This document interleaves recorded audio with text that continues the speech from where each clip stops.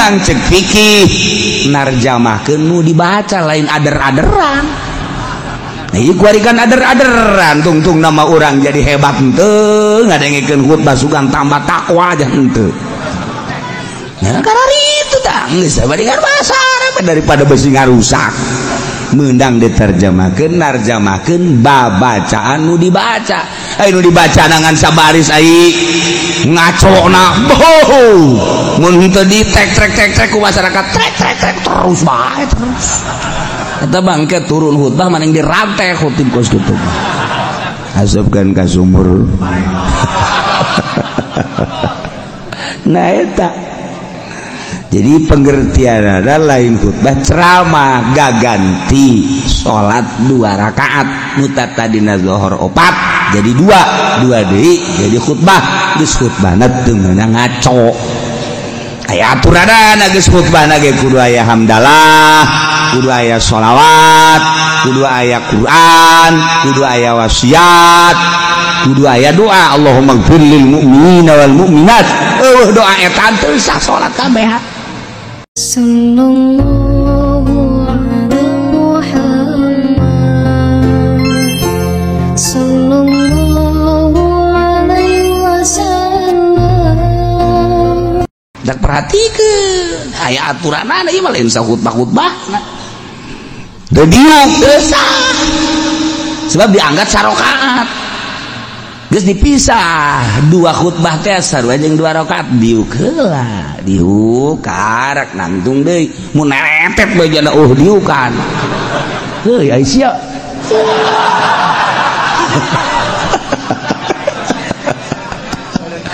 goblok sia aing ngarusak salat aing sia. Nah eta lan mah khatibna kudu nu paham ulah tarjamah acak-acak ieu mah salat. Ndek khutbah mah nya ndek ceramah ketas jumah atau meme jumah. Tos ceramah sadakna nya da tekan budah ngebudah geus tah. Cenah nu ngadengekeun atuh karasa ku sia berarti sia teu dipake karesep. Ieu mah keur salat ieu mah ditah Allah. Tungtung nama pan kulantaran salat ieu kan anu ngadengekeunage teu meunang teu ngadengekeun. Idza sa'idal khatibu 'alal mimbar fala tatakallam. Wa may yatakallam fala faqad lagu wa man lagu fala jum'atalah. Deuk kumaha coba di mana khatib naik ke mimbar ulah ngomong awas urang lamun ngomong berarti lalagaan sia lain keur salat wa man lagu fala jum'atalah teu boga jumat sia teu sah. Ye atuh mah khatib urang lalagaan bila perlu main coklak di dieu. Ye atau khatib dah kudu dula-dula pan ieu kos ge oh berarti robah khutbahna atuh geus babarodo masyarakatna atuh khatibna kudu pinter oh ngarusak aing khatib khutbah aing ulah dipaksakeun berarti barodo geus atuh bere penerangan atuh ku khatib bere penerangan ulah datang ka ngarusak salat teh ieu salat Jumat rusak atuh kabeh ge dikarubah diacak-acakan tah ieu keur sakalian nyaritakeun Sidina Umar ieu bulan ieu 40 gaganti ta'zir. Nah ieu ge khutbah gaganti salat 2 rakaat jadi khutbah hendak teu bisa teu meunang teu buka wudu hati-hati jeung teu meunang lalagaan urang bae urang nu ngadengekeun teu meunang nundutan nya salat nundutan ieu mah geus adzan Allahu akbar Allahu akbar Allahu akbar Allahu asyhadu an la ilaha illallah geus bare nangtungnya masih khusyuk jasa aduh nu digigireun ngantep deui hareup imam geus mulai Allahu akbar bismillahirrahmanirrahim nya kakara kudang nya deuk nangtung isin deuk diuk bae pan nya salat kumaha aingnya ceuk saya sih hade ya urang bae urang heula mimitian sing rapih jangan masjid nu rapi sebab ieu mah Jumat salat ieu mah lain lalagaan bisi aya khatib anu ngaco urang henteu bisa negor khatib pindah salat Jumatna pindah ieu urang di dunia moal kebel dibawa acak-acakan ku khatib bloon ieu teu nyahuan bawa eta salat acak-acakan segala nyaritakeun ngaler ngidul ngetan kul tarjamah teh narjamah kudu dibaca lain haju acak-acakan Hayu tarjamahkeun alhamdulillah hamdan katsiran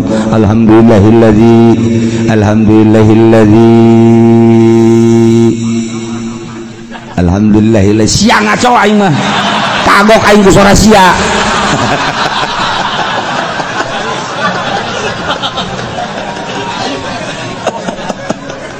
aduh masya Allah poe anu terpilih teh aya 4 lain sambarangan poe nu 4 nomor kahiji yaumul jumat poe jumat teh lain sambarangan lantaran dina poe jumat teh fiha sa'atun la yuwafiquha 'abdun muslimun yas'alullaha ta'ala syai'an min amri dunya wal akhirah illa atahu iyyahu Gusti Allah di jero poe Jumat teh aya hiji jam aya hiji waktu anu teu pati ngakuran manusia seorang muslim di jero eta waktu kemudian menta baik urusan dunia maupun urusan akhirat langsung bakal dibere ku Gusti Allah poe Jumat tinggal jam sabaraha teu dibejakeun ku Kanjeng Nabi apakah tas subuh apa jam genep apa jam 7 apa 8 9 10 apakah jam 12 apakah mantes Jumat atau asar teu dibejakeun ku Kanjeng Nabi maksud teu dibejakeun abeh full sapoe Jumat teh ulah ka mamana ulah kamu coba lamun dijelaskan iya teh waktuna teh jam 12 atau jam 12 kabehan ngintip jam 12 atau jam hiji ngintip jam henteu pokona mah sampai Jumat bae ulah aya nu sempet ka pasar ulah aya nu sempet ka kantor bangkrut negara ulah aya nu sempet bae ka mamana ka sawah pa Jumat mah geus bae ge kelantas bae 10 tasbihna 9 jual hiji atuh siapa jualan keneh bae nah ieu poe Jumat lain lalagaan sebut lagi sayyidul ayyam rajana poe Jumat mentak diprediksi mungkin bae waktu ijabah teh sabada azan Jumat sabada azan sabada azan didinya waktu ijabah cek sakaol sabada salat sunnah begitu azan langsung salat tas setelah salat sunnah cek sakaol mah memeh imam naik ka mimbar didinya gegeraan mentak begitu imam keur naik ya Allah minta dunia Gusti mobil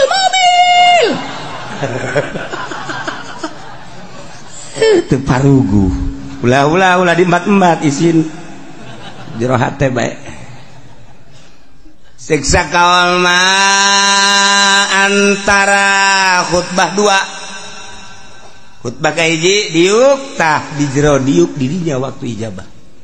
siksa kaul mah beres khutbah kedua memeh dilaksanakan sholat Jumat siksa kaul mah ta sholat Jumat siksa kaul deui mah jam hiji siksa kaul deui mah bada asar siksa kaul deui mah memeh azan maghrib tanu mantak poe Jumat mah geus bae ngintip jam bae di mana asal didinya pas orang mentang guys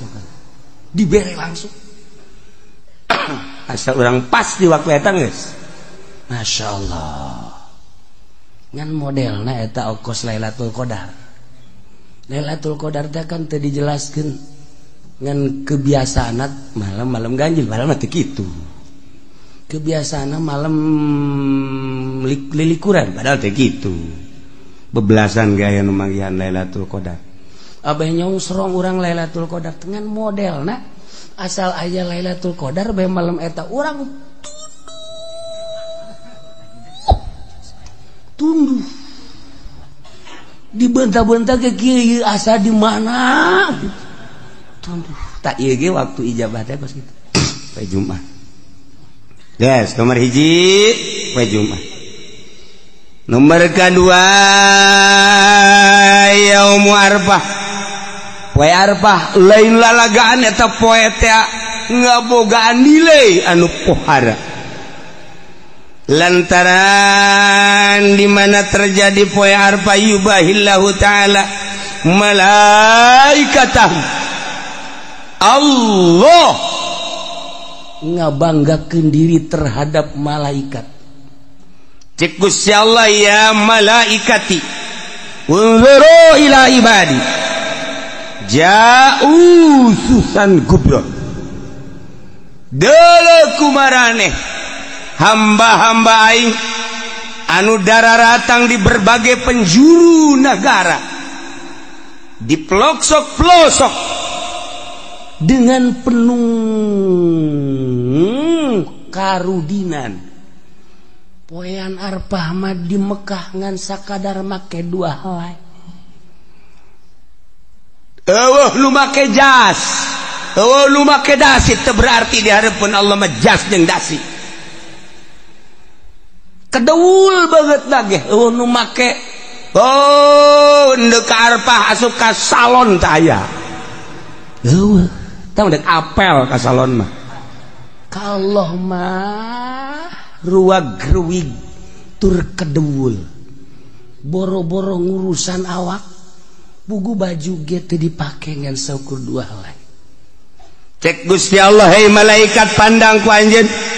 qad anfaqul amwal nyana daratang ka arfah aya nu ngajual sawah aya anu ngajual mobil aya anu ngajual buruan imah aya anu ngajual kebo berikut jeung anak kotokna tuh deula menghormati ka aing kabeh ge hayang lain bae nu ngoran nini bengking tuh deuleu Gusti aki-aki deuleu dararata hayang nyaosnya malaikat tuh nini itu mah tuh embe dijual kotok dijual buruan imah dijual jeung anak-anak kotokna nah menghargai ka aing hayang kapanggih jeung aing ternyata horenganan di negara nama pamarentah eta teh horeng ngaleglegan duit nyana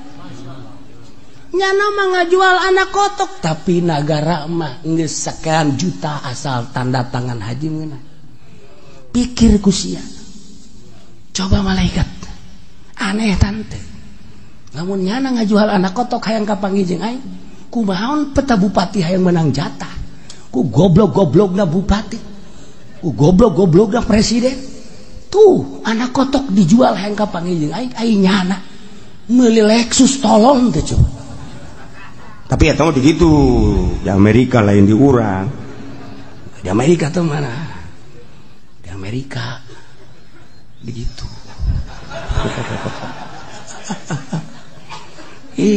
sedih urang haju ngadagoanana geus nyaho malaikat aya anu 5 tahun beyana cenah di Indonesia mah 27 tahun kabur malodar sia hayang kapanggih jeung aing tuh taha saksian ku aranjeun kabeh geurage hajuat abul abdan isyhadu inni ghafartu lahu tidak terkecuali nu aya di arfah ku aing dihampura kabeh dosana untung jasa jelema nu di arfah untung jasa jelema nu di arfah dua tah poe arfah hiji poe Jumat dua poe arfah geus urang ge atuh poe arfah geus ulah make ihram bae heuh sanajan di dieu ge kunaon ngaji pene make ihram nah aing nurutan di arfah bae sakieu teh geus teh ya kieu bae geus set aju daharna ge di lapangan nurutan di arfah bae di ditu ulah nyisiran manaan kayak anakna mawa ka grogol misalnya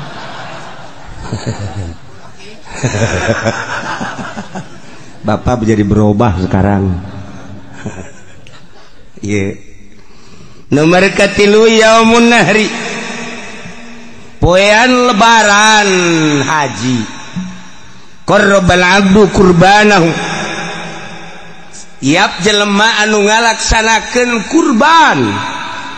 Allah mah teu hayang dagingna. Allah mah teu neuleuh getihna.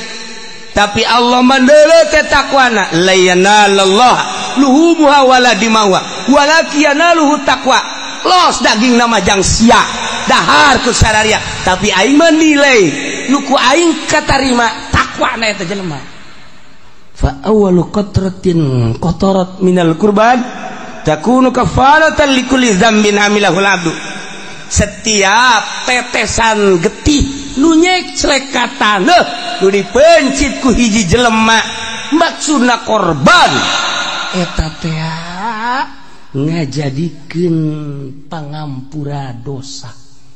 setiap tetes trak mangkaning sabaraha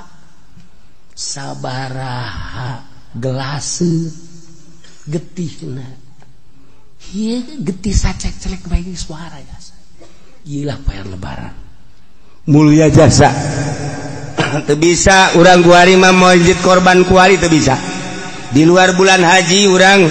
mencit korban teu bisa. Eta mah ngan sakadar poe eta we poe lebaran jeung tasrek 3 poe. Lamun jelema boga duit kemudian henteu mencit korban rugi jasa. Rugi jasa. Lantaran keur ditongton ku malaikat. Kararieu malaikat coba tuh si haji itu boga sebenarnya namanya duit pan bangunan nyokotan daging bae ulah neuleukeun tunjuk aing atuh biasa bae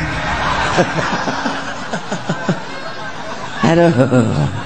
sabarudak teh ditonton ku malaikat malaikat tonton kieu ya oh mana coba situ coba ci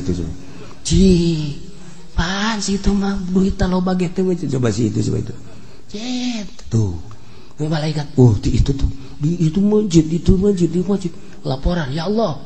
itu mah tuh Pak anu mah di anu masjid cak Allah guys bukakeun lawang sorga dibuka lantaran geus dihampura dosa Masya Allah pokokna mah geus siapkeun kuari duit jeung celengan jang meuli kebo sapoe 1 juta urang jeung celengan duitnya di mana geus amun sapoe 1 juta teu bisa sapoe 500.000 jeung celengan berarti lamun kiwari datang ka lebaran 14 poe nah jadi berarti lamun 500.000 seperti itu berak kabeli kitu embe Garut budaya teh wah cenah kiai duit teh boga tuh sakitu mah geus bae tuh sapoe 100.000 berarti kuari datang ka lebaran sabaraha 1 juta nah kabeli embe cisoka embe kacang nu leutik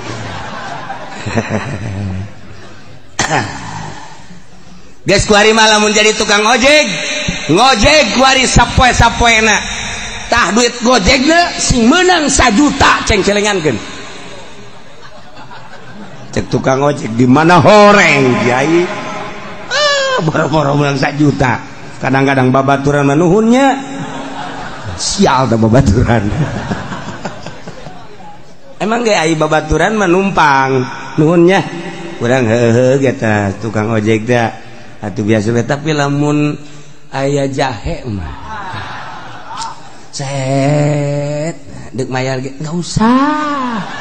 ikhlas saya mah udah jadi langganan aja dah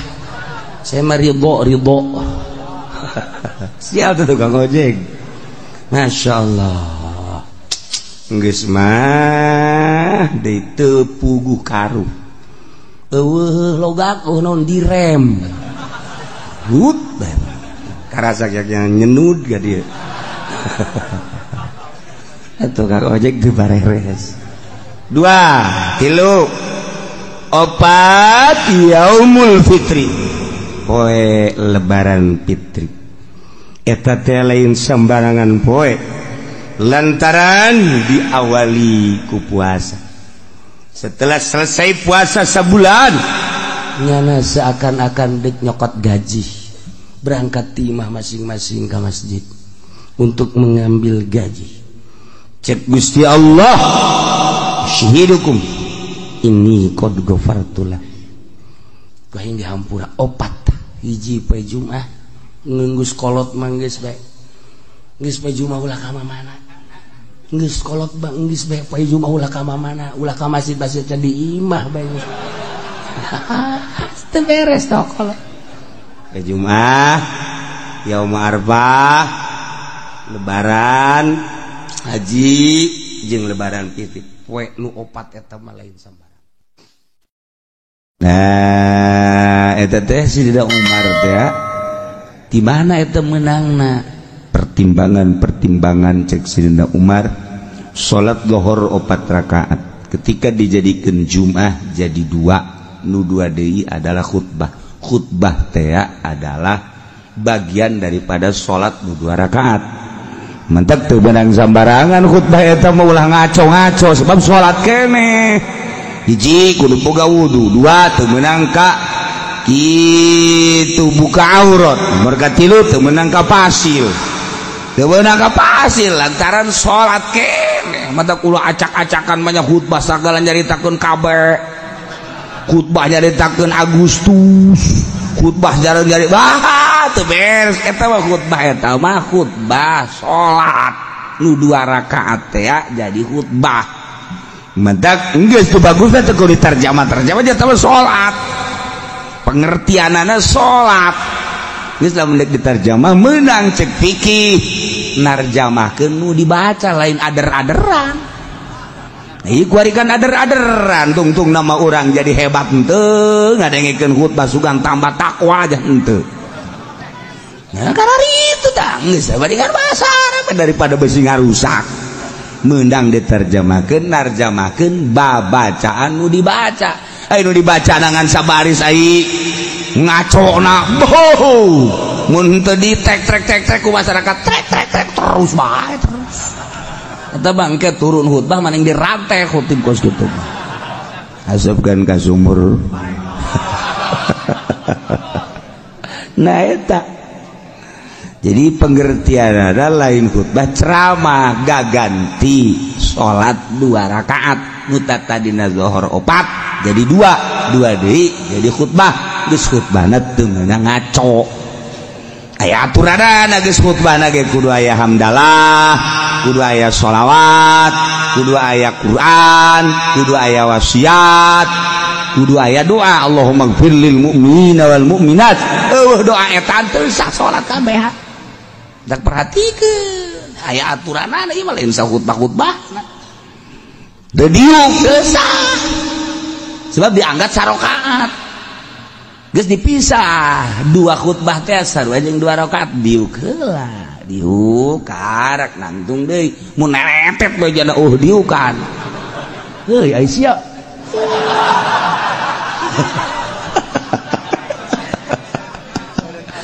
goblok sia aing garusak salat aing sia eta lan mah khatibna kudu nu paham ulah tarjamah acak-acak ieu mah salat dek khutbah mah nya dek ceramah ketas Jumat atau meme Jumat tos ceramah sadekna nya da tekan budak ngebudak geus tah cenah nu ngadengekeun atuh karasa ku sia berarti sia teu dipake karasa ieu mah keur salat ieu mah ditah Allah tungtung nama pan kulantaran salat ieu kan anu ngadengekeun age teu meunang teu ngadengekeun idza sa'idal khatibu 'alal mimbar fala tatakallam wa ma yatakallam fala faqad lagu wa man lagu fala jum'atalah deuk kumaha coba di mana khatib naik ke mimbar ulah ngomong awas urang lamun ngomong berarti lalagaan sia lain keur salat wa man lagu fala jum'atalah teu boga jumat sia teu sah ye atuh mah khatib buat berang lalagaan bila perlu main coklak di dieu ye atuh khatib da kudu dula deuleuh pan ieu kos ge oh berarti robah khutbahna atuh geus babarodo masyarakatna atuh khotibna kudu pinter. Oh ngarusak aing khotib khutbah aing ulah dipaksakeun berarti barodo geus atuh bere penerangan atuh ku khotib bere penerangan ulah datang ka ngarusak salat teh ieu salat Jumat ngarusak atuh kabeh di karubah ja acak-acakan tah ieu keur sakalian nyaritakeun Sidina Umar ieu bulan ieu 40 gaganti ta'zir. Nah iya ke khutbah gak ganti sholat 2 rakaat jadi khutbah hendak teu bisa teu meunang teu buka wudu hati-hati jeung teu meunang lalagaan urang bae urang nu ngadengekeun teu meunang nundutan aya sholat nundutan ieu mah geus azan Allahu akbar Allahu akbar Allahu akbar Allahu asyhadu an la ilaha illallah geus bare nangtungnya masih khusyuk jasa aja nu digigireun ngantep deui. Harum imam geus mulai Allahu akbar bismillahirrahmanirrahim nyana kakara kudang. Ya deuk nangtung isin. Deuk diuk bae pan ada salat. Kumaha aingnya cek kira. Saya si hade. Ya urang bae urang heula mimitian sing rapih. Jangan masjid nu rapi sebab ieu mah Jumat salat ieu mah lain lalagaan. Bisi aya khotib anu ngaco urang henteu bisa negor khotib pindah. Salat Jumat pindah ye urang di dunia moal kebel dibawa acak-acakan ku khotib bloon ieu.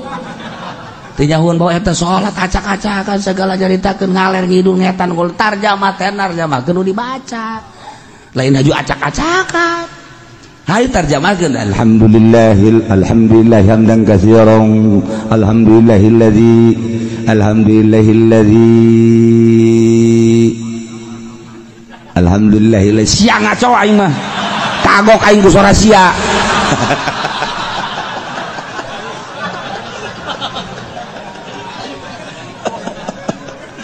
aduh masya Allah.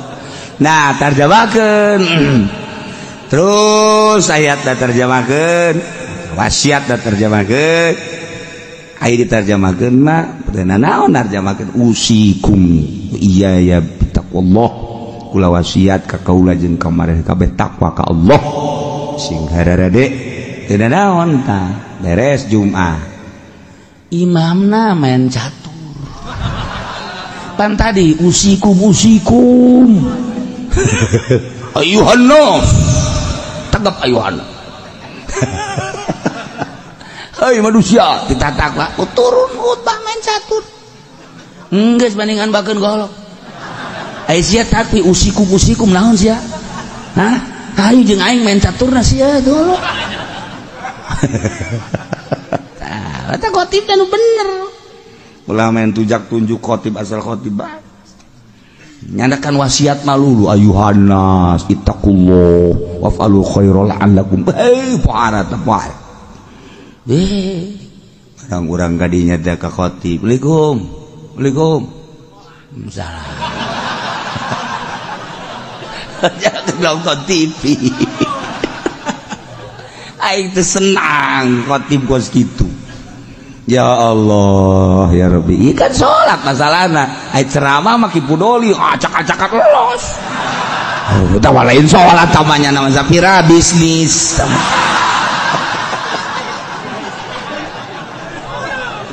aduh iya kok dia bagian setepati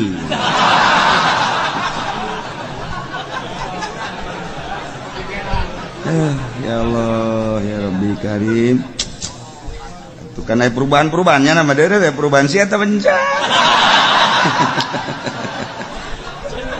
kadangnya aku orang kutub berapa nih coba ge jadi bayar ngomong ke aku tuh berapa di kos gitu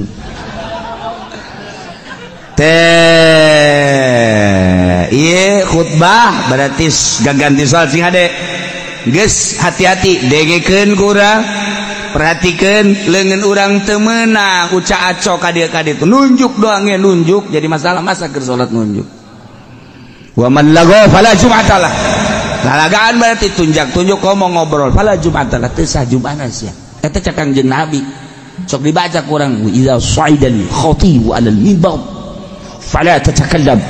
wa may yatakallam faqad lagha wa man lagha fala jum'ata lah. Orang beungeut sian teu bujuma.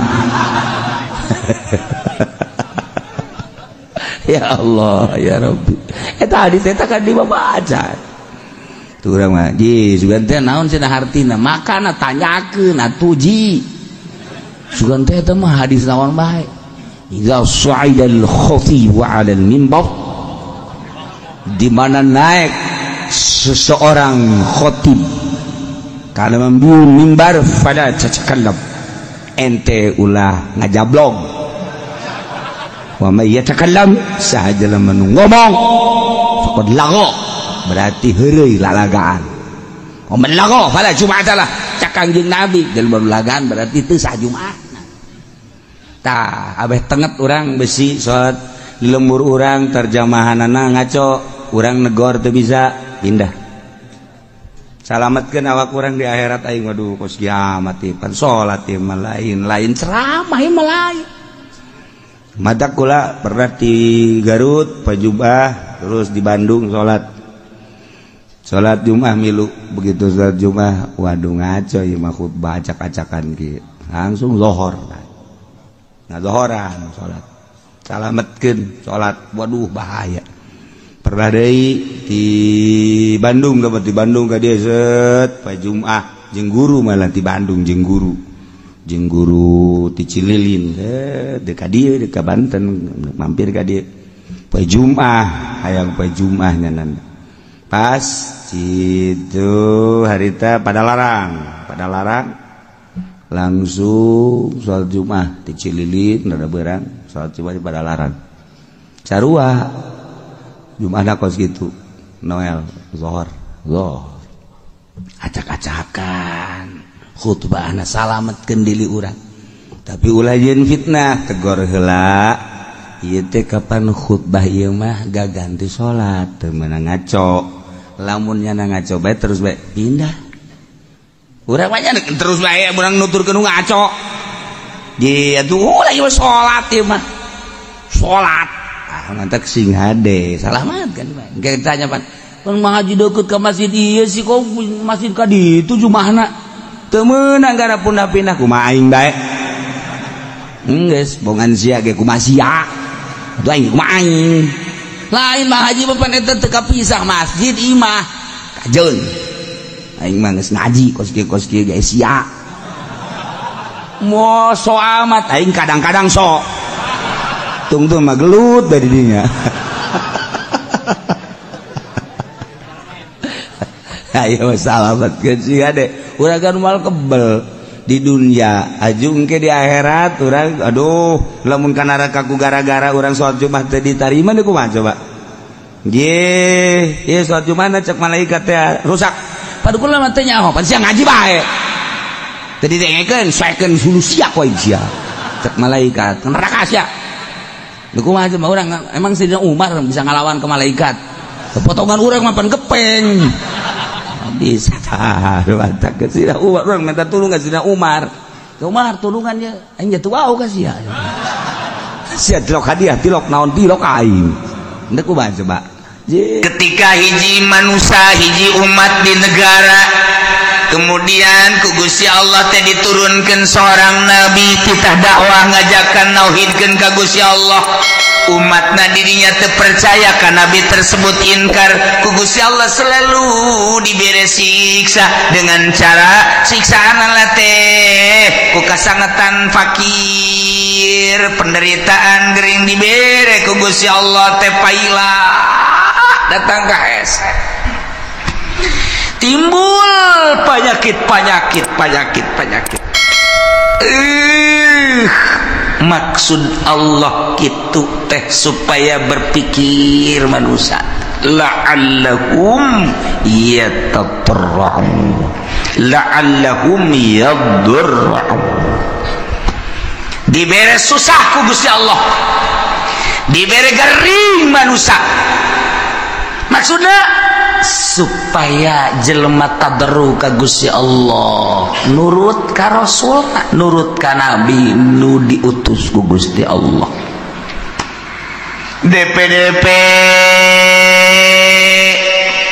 supaya tunduk, supaya ngerendahkeun diri. Anu dimaksud kadituna supaya percaya iman ka Allah, iman ka para nabi-nabi Allah subhanahu wa ta'ala. Eta umat nu baheula teh kitu teh heula tah. Eta teh sebagai contoh nu baheula. Cak Gusti Allah terus datang ke Kangjeng Nabi Muhammad, datang ke sabada Kangjeng Nabi Muhammad tadi kitukeun mah bakalna. Kayak dibere susah, dibere gering. Maksudnya supaya iman ke Allah. Indonesia baheula teh di zaman kitu Belanda. Urang nu nyaritakeun di zaman Belanda, dongeng-dongeng bapak urang baheula, emak urang baheula. Ngeunahna cente lantaran eueuh roti. Boborosan kunyana dicabut geus mah boros pare, geus mah boros kalapa, boros panan pandan dan lain sebagainya didahar kunyana kunaon eta lantaran eueuh bala-bala didaharkan kunyana susah kabelah dieuna terus kaleuweung di teangan kunyana buat tangkal ieu yang ngeunah ieu aya sueg dicabut dibawa ka imah terus dipasian terus dikulub golotrok di dahar di kalapaan cak elangeun aya tetanggana nu nurutan pajar sueg kunyana hareng badur mabok nya eta kan zaman eta teh zaman susah. Nah ieu zaman susah ya dibere susah ieu ke zaman harita baheulanan zaman nenek moyang urang baheula. Jadi ngeunah bejana sagala derowak, ngeunah nu asak mah sagala cente, ngeunah sagala kingkit, ngeunah sagala kitu katokak, ngeunah sagala rupa kudu eta atuh kapan eueuh dahareun nu aya eta atuh geus. Lamun urang nyaritakeun zaman kamari ieu beuh nyabot dangdeur masyaallah segede jempol teh di pasianan di dahar atah-atah isuk-isuk ku amis jaknyana loba dahar ku ari mun teu nyeri beuteung kunaon sebab eueuh dahareun zaman eta mah ngeunah jasa. Zaman kula bae ge lamun urang ngadahar kitu nyaritakeun tentang ngadahar naon dangdeur atah pernah ngadahar kitu huwi nu atah ngeunah ngadahar sao atah ge ngeunah sao atah. Ya Allah ya Rabbi ku ngeunah eta sao teh komo rada mengkal-mengkal mah ya Allah sao atah tidak nu mantak baheula mah lamun aya rujak tumbuk teh rujak tumbuk mantep jasa lantaran sagala araratah araraya ngeunah kuari mah kuari loba dahareun teu ngeunah nu kos karitu. Nah ieu dibere hararese ku Gusti Allah. Tapi eta jelema lamun ba'da magrib breng ngararaji ka imah ustad nu tinggalin ngaraji kabeh mari ustadna ge teh yang dibayar jeung hayang-hayangan ge nu mayar ieu masuk kodot duit teh aduh bisa jana maca Quran aju anu rada gede mah pan baheula ngajina teh rada panderi mimiti nu ngejah heula aju nu garede geus ka Quran aju balik-balikna kan ka masjid di masjid paling jago nyana nakol bedug hiburanana teh nakol bedug hiburanana sakitu dagdidug geus eta hiburan nyana sakitu doang geus baheula mah aman bere kabelah dieuna terus mahmur ku Gusti Allah teh terus engke paroho deui ka Allah jadi bere susah deui ku Allah kuari leletikanana ya kieu bae ieu mah keur carita perorangan we ulah kabehan ada perorangan ieu kege kaharti kakabehan ieu kege kaharti kakabehan. Assalamualaikum. Waalaikumsalam. Nuh Kiai doakeun kula mana kula dek dagang Kiai aduh boga modal supaya maju bae ieu namun maju mapan masjid tuh omeaneun cek nanti pondok pesantren amis ngeunaheun kadengeun kana ceun ngeunaheun biasa geus pokona mah kula mah ibadah bae guys doakeun ge padahal tadi doakeun ge we sugeng meni keur carita perjalanan ieu cek itu sing bener itu sia dagang kayak seminggu datang deui ke 2 minggu datang deui wah gede hiji Waalaikumsalam. Roh, bari geus dia bantingkeun kopeh ge blek.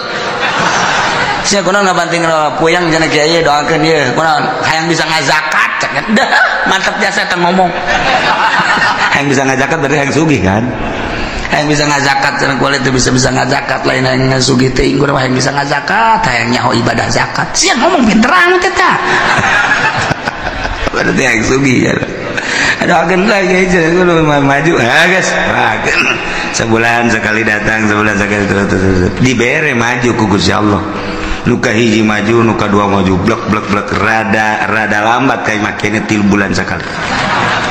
Ligo begal kiai hampura tuh bisa kadieu bulan-bulan kemarin mah gua ada sibuk masalah sih ieu mah doa anu bae geus kiai set balik deui nya ka Jakarta atau ka gede satahun teh datang Assalamualaikum aduh kiai gua kan bisa lebaran doang cenah ieu ka dieu kurang emang sibuk cenah masyaallah geus doa anu bae kiai mah pokona mah jauh di mata dekat di hati masalah segala dalil segala tuh dalil-dalilnya na tuh gak masalah beli mobil plang nges teka kiai asal teka kiai baik berarti sholat ke wallahu a'lam sholat ke wallahu a'lam aya zuhur ke asar henteu aya asar zuhur henteu kabelah ditu lah zuhur henteu asar doang zuhur mending geus sekaligus ulah henteu lah keur ngalamun mah sholat ngana ge henteu deui sugih diberi amruk menang 5 tahun sugihnya atau 10 tahun berapa dunia tuh ngaranna datang deh kiai mage Waalaikum Waalaikumsalam lu kiai benaon jadi duh orang kos kieu nya kiai aya kamar wajang gua ledek mondok bae macem-macem sakitu mondok nek naon geus teu kuat cenah hirup ieu orang kos kieu lah dunia sakumaha kieu sok didongeng-dongeng kunaon emang amruk kiai dagang berapa tahun 10 tahun gula teu ka dieu sekali da ka dieu kula amruk aing mah pake kokoset bae tuh Gus ya teu meunang teh kiai ngomong kos kitu teu meunang ieu cerita doang segala kokoset segala naon tah ieu keur carita bae jelema susah datang ka kiai berarti kan carita kiai berarti nyana ngadeukeutan Allah senang po ka kiai kajian nih mah keur carita ka kiai padahal mah hakikatna mah ngajauhan ka Allah kan tuh jauh keur susah mah jelema deukeut ka Allah keur senang mah jauh ka Allah nu matak hebat jasa jelema lamun keur loba sagala deukeut ka Allah hebat jasa carang jelema deukeut ka Allah teh mun geus kajepit jasa tinggal buntut tapi utak bae eta bisa kula keur carita di Bandung mun ente ka Bandung aya didinya ngaran kitu toko Almasum nyaritakeun deui to aya naon ngaranna pom bensin Almasum mushola Almasum masum Bandung loba kori aya pondok pesantren Almasum aya yayasan Almasum loba bank boga Almasum Bandung eta teh kumaha dongengna baheula ngaranna Haji Maksum eta teh keur susah jasa datanglah ka Mitoha ka Garut kees tadi mah Mitoha doana kiai geus di Mitoha tadi dinya geus didoakeun beres Mitoha barusan antu ngadoakeun maju amruk deui tas maju teh teu ka imam Mitoha teu ka imam Mitoha amruk ka imam Mitoha deui masuk ngedeng deui di imah teh SD biasa doakeun maju na teu kira-kira pohar aja sah miliuder Bandung geus lah geus datang ka pae teu kapanggih geus teh masalah ieu keur carita masalah itu masalah dunia ge teu bermasalah ieu mah keur carita kos kitulah dunia poho dunia mah ka Allah tah ka Allah tah datang ka pae teh teu kapanggih teh jeung mitoha tah lantaran jana teh urusan dunia. Masya Allah karim. Aya deui moal dicaritakeun tah di Bandung aya anu boga kitu Majalaya nu boga pabrik samping keur susah datang ka guru kula datang terus ada senam susah deui datang deui dia datang senang deui terang senang pohara jasa senang kadeuleuna padahal hutang gede senang baheulana ka eta dunia mah kos kitu. Dan mata ku Allah ieu keur nyaritakeun di dieu ieu keur nyaritakeun ieu teh wa ma arsalna fi qaryatin min nabiyyin illa akhadna ahlaha bil basa'i wad dharra tepati ngutus kaula ka hiji nagara diutus seorang nabi kecuali ku kaula teh disiksa ahlina nu mantak disiksa lantaran teu percayaeun ka nabina ngabohongkeun ka nabina ku Allah disiksa na teh lain di kukumaha heulanan dibere kesulitan yakni kapakiran dibere kageringan gering luar biasa keur carita perorangan cara tadi keur cerita secara umum keseluruhanana anu diberenya susahnya gering ieu mah naon kitu ngaranna murag di tangga katipah tangga nya susahnya gering geus pupurieun ieu mah aju diusir ku pemajikanana beak anak ngajauhan geus eta tah ieu dibere susah ku Allah maksudna naon supaya tadarru ka Gusti Allah la'allahum yadarra'un urang mah kos kitu kesusah deket ka kiai zara ka kiai zara barang susah barang sugih henteu kudu loba jelema loba di urang ge nu kos kara itu teh ambalaya nu matak lamun stabil bae jelema keur susah cinta Allah geus sugih cinta Allah berarti kan nyana henteu kagoyangkeun ku lobana dunia berarti si kom hebat jarang 1000 hiji kan henteu asal naik bae mulai geus kamari mah bisa tamat Quran sabulan sakali ku ari mah Quran ngan di deuleu doang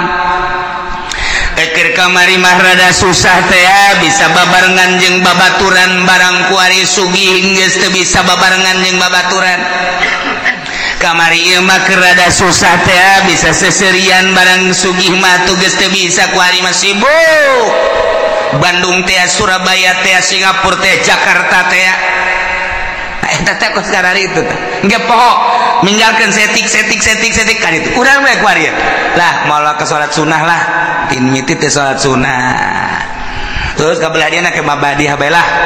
cuma qobliyah jeung badiah henteu kabeladi itu mah bisa-bisa teu salat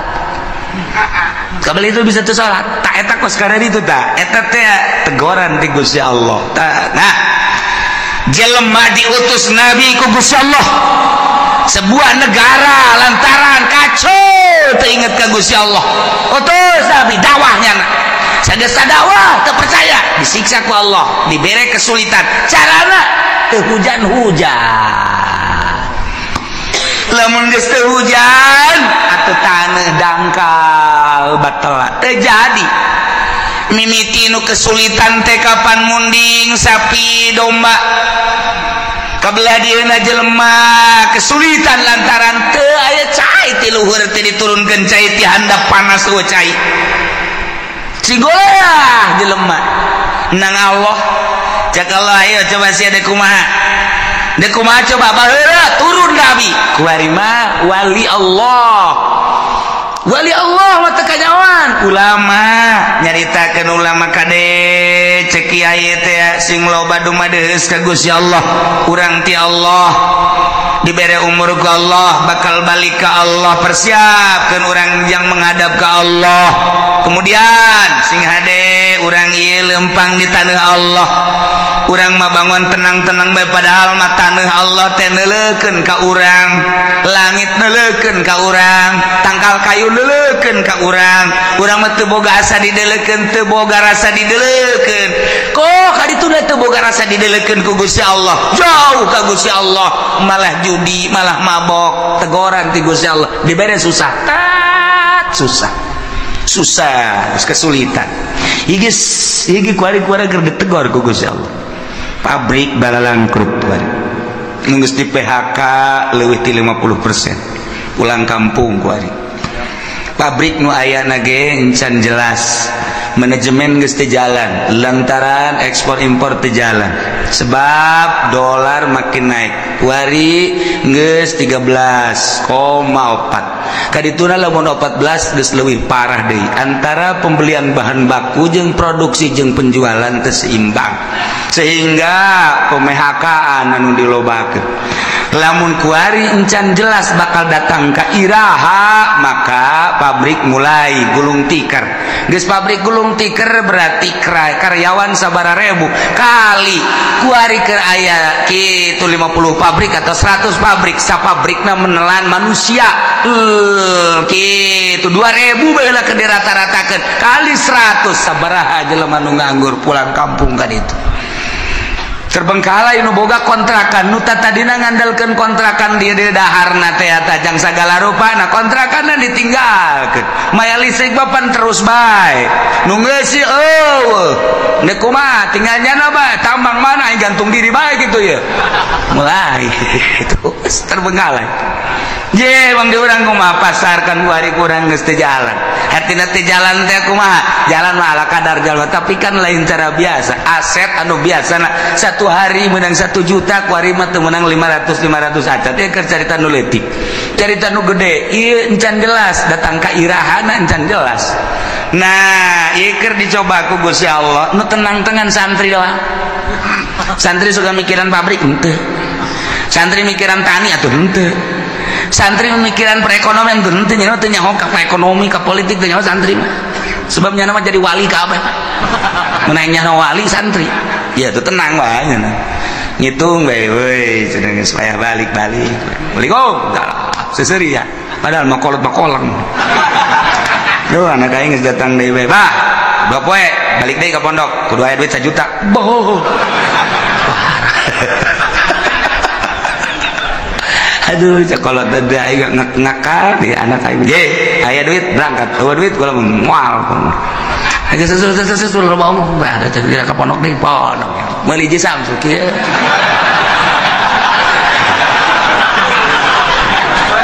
atuh nyaritakeun politik politik nyaritakeun ekonomi duit aing ngambalaya taloba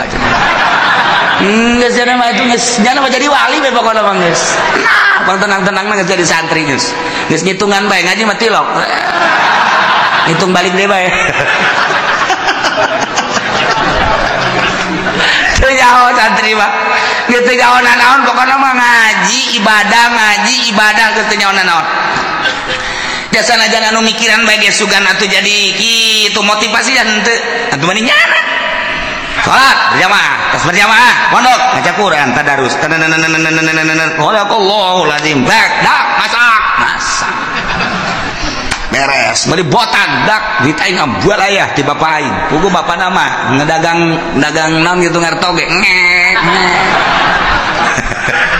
geus teu nyawana naon ya dagang dangdeurnya nanjak kesangan tengah jalan kesangan kosokan heula ieu dorong deui ka ditu jual datang anakna duit bah meuli gudang garam kadeuleunna mah rokok padahal kesang bapa eta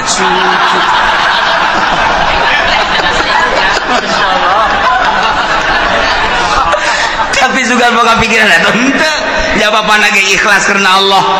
lantaran cek bapana aing ridho jasa aing dagang dangdeur capek geta pake ngabiayaan sia komo sia bisa ngaji teu bisa ngaji ge aing nitipkeun ka sia teh keur macaan Quran ngajelaseun Quran hadis eta teh ucapan Allah ucapan Kangjeng Rasul geus atuh pokona mah aing mah penting mah sorga bae coba mantep henteu coba yeay kolotna ge senangeun ya eta geus teh nyanaan nu di dalam akhirat coba sakola hayo mere duit tak 3 juta jadi ibadah wallahu a'lam nu dibaca anak kitab naon dan lain-lain sebagainya jadi ibadah wallahu a'lam datang deui minta duit hak tak dipake poya-poya ku anakna keur carita bener bae heulanan sakolana wallahu a'lam jadi ibadah wallahu a'lam teu ge buka tuh hate sia bego Kalau teh ieu mah keur nu capek bae tah mere ka anakna. Keur carita bisa ngajina geus pohara, keur teu bisa ngajina dicatet ku malaikat. Masyaallah, anakna cicing di pondok keur berjuang ngalaksanakeun pembacaan kitab Allah, dawan Rasulullah, dawan ulama, dibiayaan ku bapakna anu ngantar wasilah ngabiayaan anakna, memeh anakna ka sorga kudu bapana heula. Amin amin anak sia teu sakola teu mondok.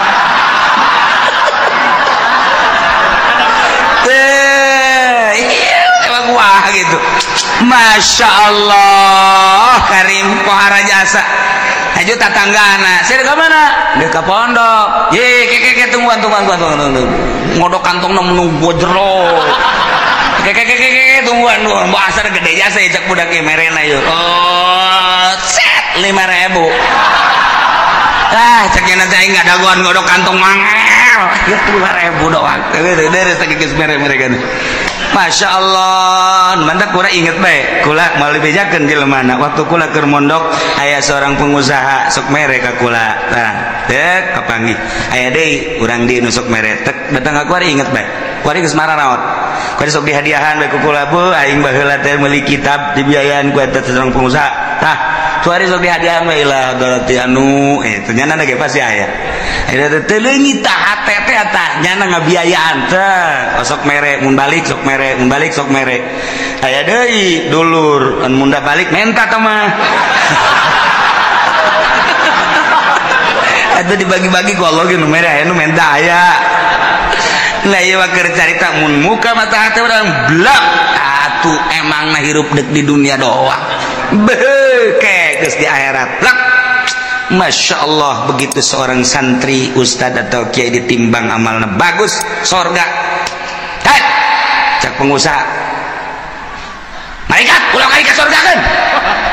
Emang kunaon gitu? Ulang kan? Emang naon hubunganan? Ayah hubungan gede jeung kula. Ulang ke sorga kan? Ji naon heula? Tanyakeun eta kitab nu dibaca ku nyana nang meuli saha? Tanyakan. Tad, emang boga kitab nang malikeun saha? Aya nang malikeun Pak Anu. Bener? Tuh Bapak Anu mana? Tuh rangkulannya. Bari ngarangkul bang ngarewas ajak atuh ka sono.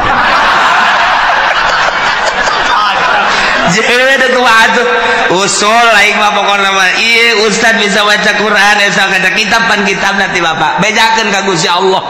eta kitab nang ti Bapak gitu bejakeun tadi tuh di cek ustad tuh bisa gitu bejakeun ka malaikat ya beja malaikat bebeja Gusti jadi aya nu ngotot bae pengusaha saya hayang milu ka sorganya na emang nyana boga amal naon amalna mah teu pati bagus dan meulikeun kitab eta sabab wasilah santri bisa ngaji ku sebab dibelikeun ku nyana jeung sok dibiayaan ku nyana aduh cak Gusti Allah geus ka sorgakeun mah je lamun urang neuleuh ka dinya tah emang kumaha gitu ulah-ulah eta kapan dongeng Kangjeng Nabi aya jelema nu maot teu boga amalna naon ulah ka dikanarakakeun ka Kangjeng Nabi pan gitu. Coba sugan wau tante nyana teh pernah ngaji tante jeung kiai. Tanya pernah ngaji? Henteu. Pernah bareng jeung kiai teh kitu bejakeun. Pernah bareng jeung kiai teh? Henteu. Wau teh jeung kiai bejakeun. Wau teh jeung kiai henteu. Ieu mah berapa mau sorongan ieu mah. Gaji tilok wau henteu bareng henteu pan puara tah mah. Coba pernah henteu ka imah kiai bae. Siapa pernah ka imah kiai? Henteu. Masyaallah. Ya henteu. Kangjeng Nabi liwat pernah teu ka kiai barang ditanya si pernah teu liwat teh mah mun liwat pernah eta ge neangan embe kula leungit liwat ka imah kiai aya nu ngomong eta cenah imah kiai jadi kula nyawa geus ka sorgakeun berarti nyana eta nyahoeun ka imah kiai je atuh komo nu ngararaji di dieu ta eta nu ngabiayaan sarana agama mah kos kitu lain lalagan eta dongeng Kangjeng Nabi ditanya heula coba pernah ngaji teu henteu pernah waun teu henteu pernah bareng teu jeung kiai henteu pernah ka imah kiai teu silaturahmi henteu boh pohara jasa ieu mah sama sakali cenah mah liwat ka imah kiai eta doang eta ge neangan embe salam tuh mau imah ngabiayaan kan pohara jasa Masya Allah. Nah ialah tepati-pati kaulah ngutus seorang nabi ke hiji negara kemudian bangsana jeung umatna ngabohongkeun kaitan nabi kecuali kaulah nyiksa ka ahli negara eta ku cara dibere kesempitan kesusahan anu luar biasa perekonomian teh jalan pertanian teh jalan dan lain-lain sebagainya teh jalan sulit luar biasa wadbarro jeung penderitaan garing timbul gering-gering segala gering darah tinggi segala darah rendah segala ginjal segala macam-macam garing jelema teh geus mah kitu segala makroni segala lihat sirah dan lain sebagainya bahkan aya penyakit anu dibawa ke dokter teh geus ngecek melalui ronsen melalui kitu SG teu kapanggih penyakitna jecak dokter cari-cekna sehat bubu gering tapi cek dokter sehat bapak ini udah pulang aja sehat bubu gering bingungnya lagi aing gering dibajar sehat dokter bodoh guys bukunya nana geringnya nana ngarasakeun tapi cek dokter teh melalui ronsen penyakitan melalui penyakitan darahna bagus ya teh bapak sehat ceknya cek jantung sehat cek paru-paru ge sehat tapi nyana nangis teu bisa kicep-kicep acan cek dokter pulang bapak sehat aing gering jakena teh. Nah ini bukan bagian dokter coba ke sono ke Jampang Surade takut ada gaang di dalam perut nih coba. Nah, iya geus teu kapagieun ku dokter ge geus teu kapagieun oh dibawa ku ari ka kulon ka Pandeglang kaca dasari aya di dinya teu make iket oh ini penyakitnya cekel ping-pingna keluar paku tuh dulu tuh paku kos kieu aya di jero awak untung bisa hees ge cakna teh. Masya Allah cak nu nganter tuh lamun 3 kilo mah bisa pakai ngabangun tah paku mana aya di jero awak kudu aya pakuan segala bohong boro-boro paku urang kasura ge leutik jasa nyeri jasa tuh paku sok badak kieu mah urang teu percaya bae itu canya nanti apa ieu mah tidak selesai ieu mah moal selesai dicokotan kieu mah sebab di imah ieu mah aya orang hideungan kudu mayar ieu mah segala apel jin segala apel jurig segala naon wah tambah cai tambah daun eta bener apa nu kitu bohong nu gara itu aya penyakit itu bener temen eta mah ngabohong dukun ngaranna nah disiksa ku Gusti Allah maksud Allah mere peringatan la'allahum yadra'un supaya DP supaya tunduk rendah diri kadituna iman ka Gusti Allah nu kafir supaya iman supaya percaya ka utusan Allah anu geus iman ka Allah supaya balik tobat ka Gusti Allah supaya mantep menghadap ka Gusti Allah subhanahu wa ta'ala.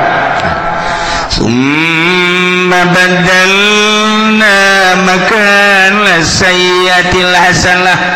tuluy ku kaulan wagung digantikeun dibere ta kaum teh ina tempat kesulitan ka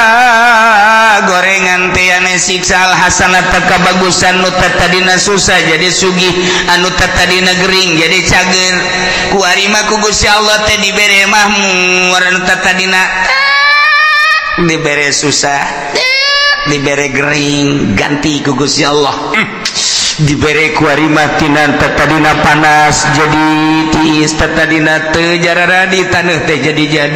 tadina perekonomian macet ku ari jadi makmur terus jadi jalan dan lain sebagainya geus kasimpulan nama susah jadi sugih gering jadi sehat hatta afau sehingga tina subur tambah harta tambah loba munding tambah loba sapi tambah loba domba tambah loba ayam gitu kene kendaraan tadina boga motor hiji jadi 2 jadi 3 mobil gitu kene bahkan jeung pamajikan ge nambah tadina hiji jadi 2 jadi 3 ku makmur-makmurna masyaallah kohar anak baradakan jadi loba cafau tadi dengan boga anak hiji 2 ku ari mun ditanya ti bibit itu 10 bibit itu 10 bibit itu 10 opat bibit jadi 40 geus lamun dek lebaran mudik jang anak doang nyewa bus cafau makmur jasa ibu pohara jasa kumaha eta dikitu-kitukeun ku Gusti Allah ke dibere susah ke dibere sugi ke dibere gering ke dibere cager eta teh kapan menang Allah maksudna Gusti Allah teh supaya inget bahwa ieu teh dadamelan Gusti Allah geus ana dadamelan Gusti Allah supaya iman ka Gusti Allah geus iman ke ibadah ka Gusti Allah supaya mantep nauhidkeun ka Gusti Allah subhanahu wa ta'ala. Tapi kumaha eta kaum waqalu cik eta masyarakat teh kufrun linimat kana kufur kana nikmat sing hade tama kikituan teh kod masa'aba ana bara'u wasarra bapa moyang urang baheula ge osok dikitu-kitu baheula ge lain osok dikitu-kitu emang geus terjadi ke susah ke sugih engke paila engke subur tiba heula ge kitu ke perekonomian macet ke perekonomian teh jalan atuh tiba heula ge derek moyang urang ge kitu sarua jeung urang ieu teh ulah ditekadkeun bahwa ieu ti Allah wa hadhihi adatud dahri ieu mah emang geus kos kitu bae kaayaan zaman masa gua geus aya di ceuli urang loba jasa ketika aya gempa urang mah nyaritakeun ieu teh peringatan ti Gusti Allah ieu teh siksa ti Gusti Allah sebagian ngomong ieu mah kejadian alam caritakeun angin topan deg urang mah nyaritakeun ieu teh peringatan ti Gusti Allah siksa lantaran di dinya teh aya sumber maksiat anu teu katahan mungkin bae perzinahan mungkin perjudian mungkin bae di dinya teh segala kredit dan lain sebagainya geus disiksa ku Gusti Allah tapi nya nama lain ini mah kejadian alam ada tuh dahri emang geus biasa zaman mah kos kieu jadi kan tsunami dah peringatan ti Gusti Allah urang mah nyaritakeun ieu teh peringatan ti Gusti Allah nya nama lain kejadian alam lantaran di urang antara nu mukmin jeung nu fasik jeung nu kafir loba dedengean loba tapi ka urang lolobana dah kejadian alam eleh mukmin tuh teger di televisi ngomong ini adalah merupakan peringatan dari Allah siksa titik geus kuduna kitu ieu lain kejadian alam nyaritakeun kejadian alam malulu teu harayang aing mah ngadengen ge eueun tegas ka kitu ka Allah hati-hati kita kembali kepada Allah kuduna mah di TV kitu hai para kafir iman kepada Allah coba nyana di sel geus lah pokona nih kan guru ieu mah kejadian alam deui da iya jelema nu kalalupur nikmat teh ngomongna teh qad masa'aba ana berwasar urusan kos kieu mah tuh bapa moyang urang emang kakeunaan baheula aya susah aya sugih aya panas aya tiis aya masyarakat aya meunang kitu ngaranna aya keur paila aya keur subur atuh baheula ge karari itu ke Gusti Allah dibere angin ke Gusti Allah engke ge aya angin ke gempa emang ieu mah wahadi ada tu dahri walaysat biuqubatin minallah lain siksa Allah ieu mah kejadian alam tiba heula na geus kitu nurun ka urang ayeuna nu mantat caknya geus pakunu ala ma antum aleh geus sing araya maneh mah maneh bae geus ulah nyaritakeun Allah geus mah lain siksa Allah lain kejadian alam maka lamun ku Gusti Allah geus diperingati melalui paila melalui panas tapi teu daek iman ka Gusti Allah teu daek sadar merendahkan diri ka Gusti Allah ketunggu cek Gusti Allah ujung-ujungna fa akhadnahum baghtatan wa hum la yashurun teh ku Gusti Allah disakalikeun siksana baghtatan teh sekaligus kaget sekonyong-konyong wahum la surun bari manehna teu nyaho kana waktu datang na memena sugan aya kitu warning sen-sen teu aya langsung bae emang kamari ieu waktu aya tsunami Aceh teh emang aya peringatan teu aya jeger kabeh ka bawah waktu kamari ieu di Padang emang aya peringatan awal geus ku Gusti Allah diperingati awal tapi kaberani itu udah tetap teiman gak gempa sabaraha ribu manusia anu henteu disalat teu Sukabumi gempa Garut gempa Yogyakarta gempa nu kuari mata anu ceulian nu pengkor anu leungeunnan dan lain sebagainya masih kadeuleu kene kurang Yogyakarta teh tapi tetep teu iman ka Gusti Allah awas cak Allah namun ku aing ku ari peringati melalui panas, ku aing diperingati teu aya hujan, sawah-sawah batela dan lain sebagainya, hawa anu sakieu geus henteu benyatu jeung urang, panas luar biasa. Eta teh sing inget sia-sia teh nang aing, ieu cuaca nang aing, panas nang aing, balik atuh ka aing cak Gusti Allah. Lamun sia balik ka Allah aman ku aing sia. Tapi lamun sia teu balik ka aing, ieu kejadian alam, deleukeun ku aing sia. Lamun ku aing teu didatangkeun bantahan, awas teh mun geri. Ngeri orang sing lobakeun istighfar keluarga ka Gusti Allah Subhanahu wa taala. Di lembur-lembur ayo istighfar, astagfirullahalazim wa atubu ilaihi, minimal 70 astagfirullahalazim wa atubu ilaihi, atau anu panjang astagfirullahalazim allazi la ilaha illa huwal hayyul qayyum wa atubu ilaihi, atau sayyidul istighfar Allahumma anta rabbi la ilaha illa anta khalaqtani wa ana 'abduka wa ana 'ala ahdika wa wa'dika mastata'tu bika min syarri ma sana'tu wa a'udzu bika bi ni'matika wa a'udzu laka bi dzambi faghfirli fa innahu la yaghfiru dzunuba illa anta. Ta eta baca cenah panjang ting tama kiai, nu pendek bae astagfirullahaladzim li wal walidayya la sabilukum la jibati alayya jamu Muhammad. Eta ge panjang kene cenah kiai, nu pendek bae astagfirullahaladzim wa atubu ilaih. Eta ge panjang kene sia moal maca ieu sia mah panjang kene bae. Bagian baca istighfar balik ke Gusti Allah Subhanahu wa taala, lantaran hujan-hujan anu aya di sekitar urang encan hujan murni sing ade, encan hujan murni ieu mah hujan buatan teh pemerintah supaya ulah ngebul teuing. Mantap urang tetap sulobakeun istighfar ke Gusti Allah Subhanahu wa taala. Ieu kurang keur dicoba ekonomi keur rada carut marut. Bagi anu bergelut di perekonomian kuari emang keur rada carut marut. Pertanian ribuan hektar nang Allah aya nu geus kekurangan cai. Urang kula seserian di urang aya hujan lain hujan asli. Sebab hujan asli mah diawali ku guludug jeung kilat. Iya mah guludug kilat, mendung hujan. Sing inget hujan asli awal kilat jeung guludug.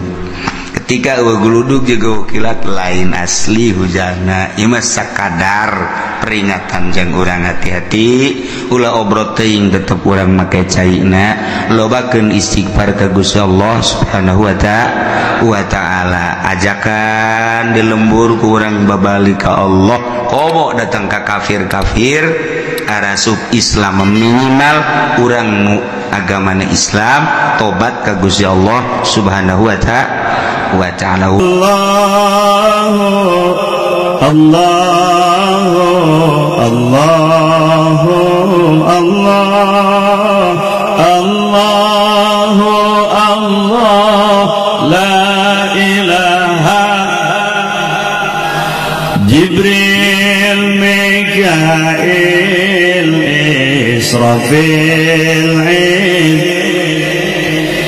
Munkar wa Nakir Rakibatid Jibril Mikail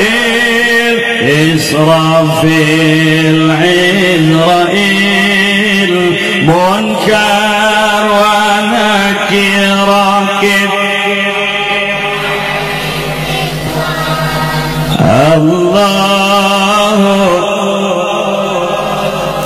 Allahu Allah Allahu Allah la ilaha kahiji Nabi Adam kadua Nabi Idris katilu Nabi Nuh kaopat Nabi Hud kalima Nabi Saleh kagenep Nabi Ibrahim katujuh Nabi Lut kadalapan Nabi Ismail sambilan Nabi Ishaq 10 Nabi Yakub, 11 Nabi Yusuf, 12 Nabi Ayub, 13 Nabi Syuaib, 14 Nabi Harun, 15 Nabi Musa, 16 Nabi Ilyasa, 17 Nabi Zulkifli, 18 Nabi Daud, 19 Sulaiman, 20 Nabi Ilyas, 2 hiji Nabi Yunus, 22 Nabi Zakaria, 22 Nabi Yahya, 24 Nabi Isa, 24 Nabi Muhammad sallallahu alaihi wasallam. Moal ayat Nabi dugi kapoe, moal ayat Nabi dugi kapoe. Allahu Allahu Allahu Allah Allahu Allah la ilaha. Jibril, Mikail, Israfil, Munkar wa Nakir, Rakib Atid. Jibril, Mikail, Israfil, Izrail, Munkar wa Nakir, Rakib. Allahu Allahu Allah Allahu Allah la ilaha. Kahiji Nabi Adam, kadua Nabi Idris, katilu Nabi Nuh, kaopat Nabi Hud,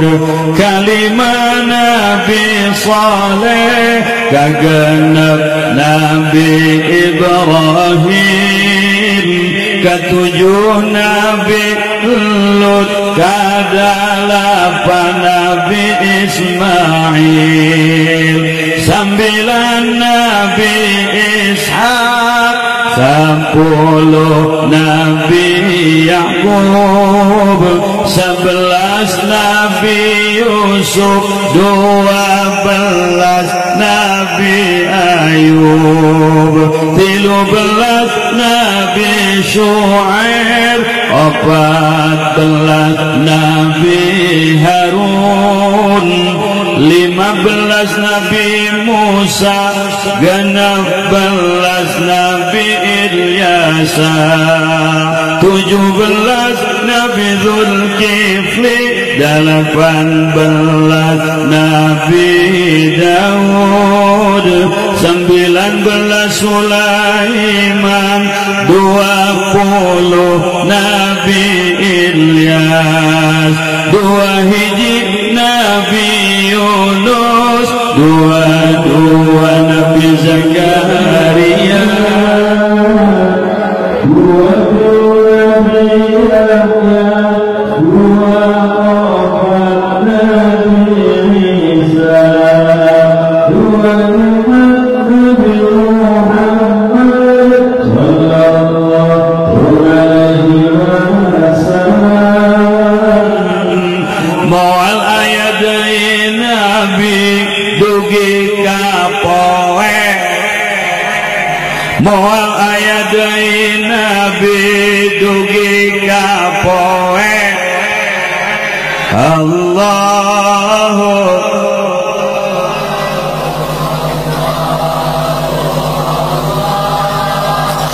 Allah